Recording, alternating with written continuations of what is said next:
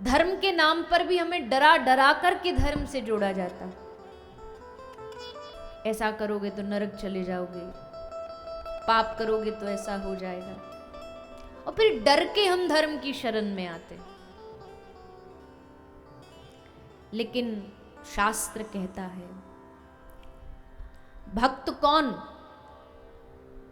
अकुतो भया कुतोपि भया नास्ति। भक्त वो होता है जिसके हृदय में कोई डर नहीं रहता, कोई भय नहीं रहता किसी भी चीज का।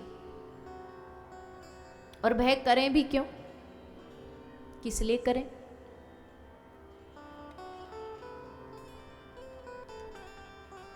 हमारे साथ हैं रघुनाथ, तो किस बात की चिंता? चरण में रख दिया जब माथ, किस बात की चिंता? भय की आवश्यकता उनको पड़ती है जिनका समर्पण नहीं होता। डरते वो हैं जिनको भगवान के प्रति पूर्ण समर्पण भाव नहीं होता, जो समर्पित हो जाता है। जब पितामह ने कहा मैं धरती को पांडवों से पांडव कर दूंगा, तो घर जाकर के अर्जुन चैन की नींद सो गया। किसी ने कहा तुझे डर नहीं लग रहा, कोई प्लानिंग कर, कोई आगे का भविष्य की कुछ चिंता कर। तो अर्जुन ने कहा क्यों करूं, करने वाला देखो उसकी प्लानिंग चालू हो गई होगी, उसने शुरुआत कर दी होगी।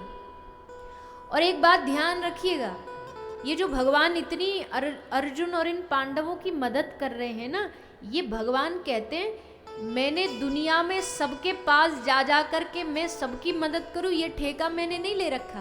भगवान किसकी मदद करते हैं?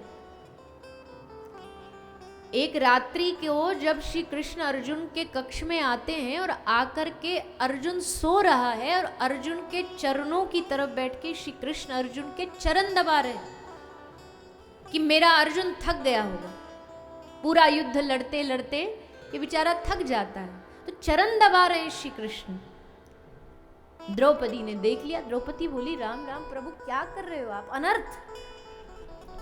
ये बेचारा तो सोया हुआ, इसको तो कुछ पता ही नहीं इसके संग क्या हो रहा है, इस पे इसके माथे पे आप पाप चढ़ा रहे हो।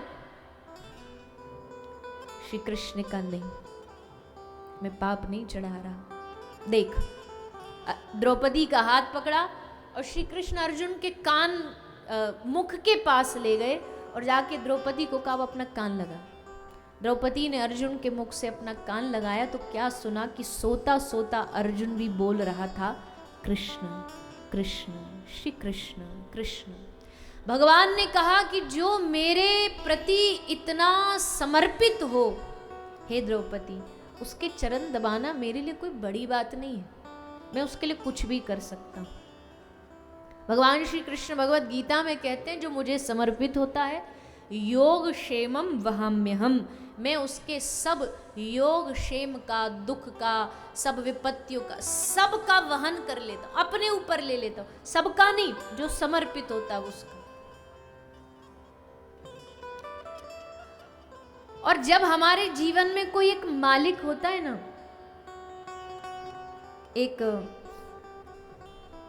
बड़ा प्यारा दृष्टांत दिया जाता है। एक गाय थी, उस गाय को एक बाघ खाने के लिए, शेर खाने के लिए दौड़ रहा था।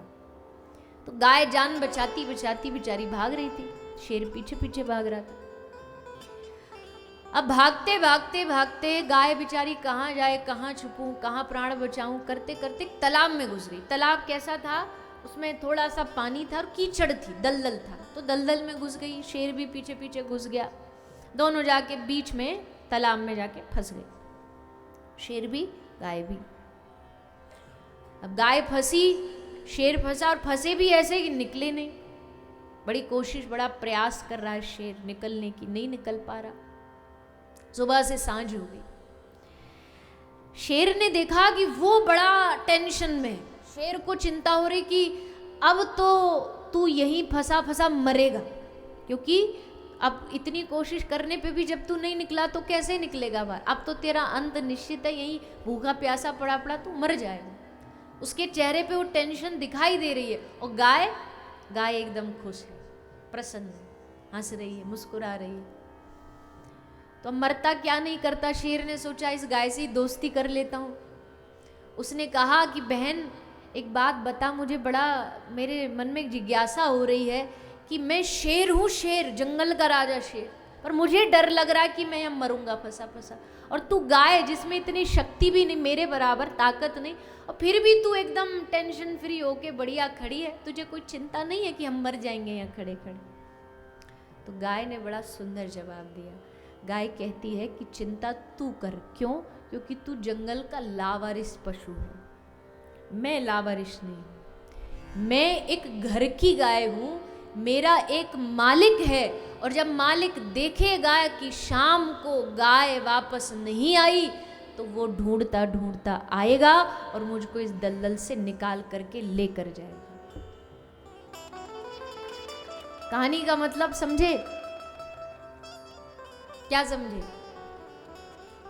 जीवन में एक ऐसा मालिक होना चाहिए, एक सबके जीवन में एक ऐसा मालिक होना चाहिए कि जब कभी लगे ना कि फंसे हुए दलदल में, तो पता हो कि वो निकालने आएगा जरूर, वो निकालेगा, वो फंसा छोड़ेगा नहीं, वो मुझे बाहर निकाल कर लेके जाएगा। वो मालिक का होना ही जीवन की सबसे बड़ी उपलब्धि।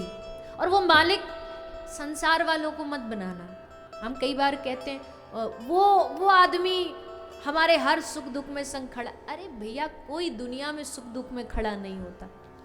सुर मुनि जन सबकी यह रीति, स्वार्थ लाग करहि सब प्रीति। गोस्वामी जी ने ऐसे ही नहीं कह दिया, पूरा बढ़िया लंबा चौड़ा रिसर्च जीवन का करके तब ये चौपाई कही कि भैया सुर मुनि जन सबकी, ये चाहे वो देवता हो चाहे मानव हो, सबकी एक ही रीति है, सब स्वार्थ से ही एक दूसरे से प्रेम करते हैं, प्यार करते हैं। ऐसा मालिक संसार वाला मत बनाना। ऐसा मालिक बनाना, जब गजेंद्र ने सूंड से कमल तोड़ के डाला ना भगवत चरणों में, तो श्री नारायण भगवान को गरुड़ की स्पीड, गरुड़ की गति धीमी लगने लगी कि ये क्यों धीरे चल रहा है, मेरा भक्त इतना कष्ट में और ये इतने धीरे चल रहा है। भगवान ने कहा तू छोड़, और गरुड़ को छोड़ के ठाकुर जी नंगे पांव दौड़े। भगवान ने कहा तू जानबूझ के धीरे चल रहा है। गरुड़ ने कहा प्रभु, दुनिया में सबसे तेज गति है गरुड़ की, और आप कह रहे हो मैं धीमे नहीं चल रहा। पर अपने भक्त की रक्षा के लिए भगवान इतने तत्पर थे कि उनको गरुड़ की गति धीमी लगी। कोई है दुनिया में जो इतना हमारे लिए तत्पर रहता हो?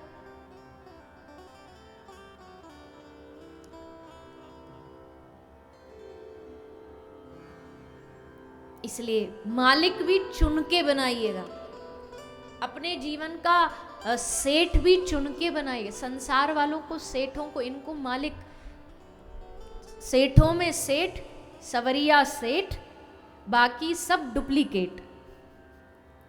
एक राजस्थान में सावरिया सेठ का मंदिर है, वहाँ पे भजन गाते हैं लोग कि हमारे सेठ सावरिया सेठ सबसे बड़े सेठ है, बाकी सब डुप्लीकेट है। ऐसा सेठ चुनो, ऐसा यार चुनो, ऐसा मालिक चुनो, ऐसा आराध्य चुनो जो तुमको कभी अकेला ना छोड़े, कभी भी अकेला ना छोड़े।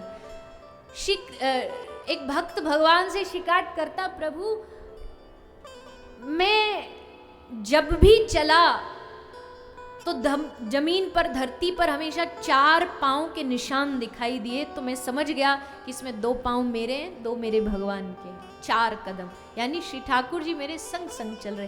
पर प्रभु मुझे शिकायत है कि जब मेरे ऊपर दुख आए ना, तो उसमें से 2 कदम गायब हो गए, आप मुझे छोड़ के चले गए, ये आपने गलत किया। शिकायत कर रहा था भगवान हंसने लगे। भगवान ने हंस के कहा, बाबरे तू सच्चाई जानता नहीं। सच्चाई जानता क्या है?